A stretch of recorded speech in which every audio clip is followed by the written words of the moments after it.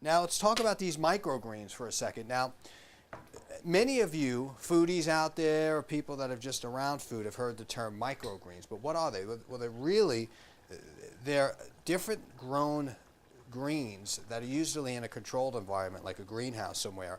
These come from Ohio, and they're really fantastic in flavor. Right here is something called a cucumber, micro cucumber. Now this doesn't look like a cucumber, but when you taste it, you get the smell, you get the taste.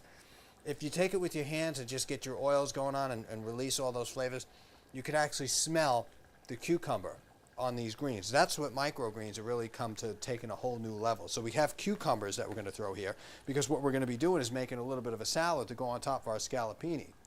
Next, what we're going to talk about are these greens. These are called the carrot fern leaves. Now, I've never used these really before. I've always seen them. Sometimes I've seen them saved for garnish. But up until last week, in playing around with these microgreens, and I figured out that if you combine this with a few others, you're okay. But this by itself is just deadly. It's like eating grass.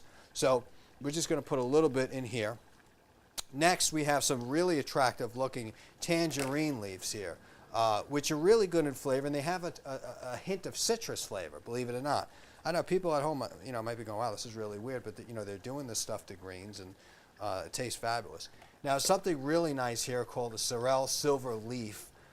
They look like lily pads, and what we're going to be doing is these have sort of a subtle flavor, so they'll take on pretty much anything that we throw in there.